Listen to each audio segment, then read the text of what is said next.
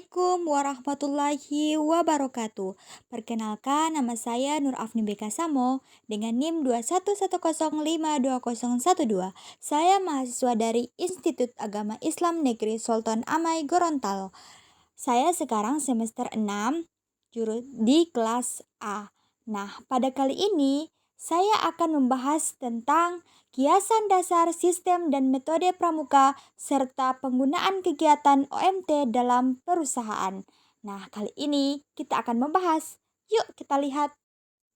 Baik, kita masuk pada kiasan dasar. Kiasan dasar dapat diartikan sebagai alam pikiran yang mengandung kiasan atau gambaran sesuatu yang mengesankan. Kiasan dasar hendaknya diciptakan sedemikian rupa agar menarik, menantang, sesuai dengan kebutuhan, situasi, dan kondisi peserta didik. Kiasan dasar gerakan pramuka sebagai unsur terpadu pendidikan kepramukaan. Ada beberapa kiasan dalam kiasan dasar pramuka, di mana yang pertama ada kiasan dasar pramuka siaga, dan yang kedua ada kiasan dasar pramuka penggalang, dan yang ketiga ada kiasan dasar pramuka penegak, dan yang keempat ada kiasan dasar pramuka pandega. Itulah ada 4 kiasan dasar dari gerakan pramuka atau pendidikan pramuka. Nah, setelah kita mengetahui tentang kiasan dasar gerakan pramuka, selanjutnya kita masuk pada sistem metode kepramukaan. Nah, metode kepramukaan pada hakikatnya tidak dapat dilepaskan dari prinsip dasar kepramukaan. Keterkaitan itu terletak pada pelaksanaan kode kehormatan. Metode kepramukaan juga digunakan sebagai suatu sistem yang terdiri atas unsur-unsur yang merupakan subsistem terpadu dan terkait, yang tiap unsurnya mempunyai fungsi pendidikan yang spesifik dan saling memperkuat serta menjunjung tercapainya tujuan. Nah, dalam metode dan sistem kepramuka ada terdapat kesukarelaan. Nah, pertama kita bahas tentang pengertian kesukarelaan. Kesukarelaan ialah salah satu dari prinsip-prinsip dasar metodik pendidikan kepramukaan berdasarkan ketentuan anggaran dasar dan anggaran rumah tangga gerakan pramuka. Yang kedua ada tujuan kesukarelaan. Agar pendidikan kepramukaan itu masuk pada setiap ekspetor didik, sehingga menjadi pengabdi masyarakat yang menerima hati tanpa pamrih, bertanggung jawab, dan mengutamakan kewajiban daripada hak. Baik, selain kesukarelaan terdapat juga janji dan ketentuan moral. Kode kehormatan merupakan satu unsur dari metode kepramukaan dan alat pelaksanaan prinsip dasar kepramukaan. Kode kehormatan pramuka dalam bentuk janji yang disebut satya adalah yang pertama, janji yang diucapkan secara sukarela ada oleh seseorang calon anggota gerakan pramuka sesudah memenuhi persyaratan keanggotaan. Dan yang kedua, ada tindakan langsung untuk mengikat diri secara sukarela, menerapkan dan mengamalkan janji.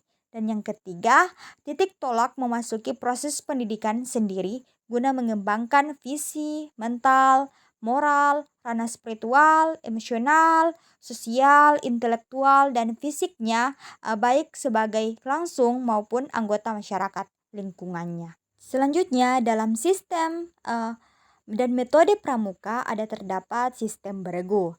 Nah, sistem beregu ialah salah satu prinsip dasar metodik pendidikan kepramukaan.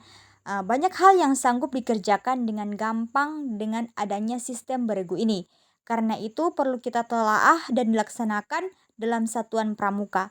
Pengertian regu dalam sistem beregu ialah kelompok kecil yang terdiri atas 5 hingga 10 orang anggota. Selanjutnya, selain sistem beregu, ada juga tanda kecakapan. Nah, tanda kecakapan terdiri atas 3 macam, yaitu yang pertama ada tanda kecakapan umum, yang kedua ada tanda kecakapan khusus, dan yang ketiga ada tanda pramuka Garuda. Nah, selanjutnya ada juga permainan pendidik. Nah, dalam permainan pendidik juga terdapat 3 permainan, di mana yang pertama ada peran rahasia, dan yang kedua ada isi ruangan, dan yang ketiga bau dan harum. Selanjutnya ada juga kesesuaian jiwa. Nah, kesesuaian jiwa, kegiatan meraih yang mengandung pendidikan dalam kepramukaan dibagi kepada tujuan jasmaniah, yaitu untuk perkembangan tubuh, kesehatan, dan sebagainya. Dan tujuan rohania untuk perkembangan jiwa, watak, dan kepribadian. Kegiatan menarik yang mengandung pendidikan ini dipilih dan diatur sedemikian rupa sehingga mendorong peserta didik turut aktif mengikuti kegiatan, memecahkan masalah, dan aktif mengembangkan jiwanya. Baik, setelah kita membahas dan mengetahui tentang kiasan dasar, sistem dan metode pramuka, ada juga di sini kita membahas tentang penggunaan kegiatan OMT dalam perusahaan. Nah, penggunaan kegiatan OMT dalam perusahaan ada beberapa jenis, di mana yang pertama ada pengembangan tim atau team building, dan yang kedua ada pengembangan kepemimpinan leadership, yang ketiga ada pengembangan budaya organisasi, dan yang keempat ada pengolahan perubahan, dan yang kelima ada perencanaan strategik. Ini ada penggunaan kegiatan OMT dalam perusahaan.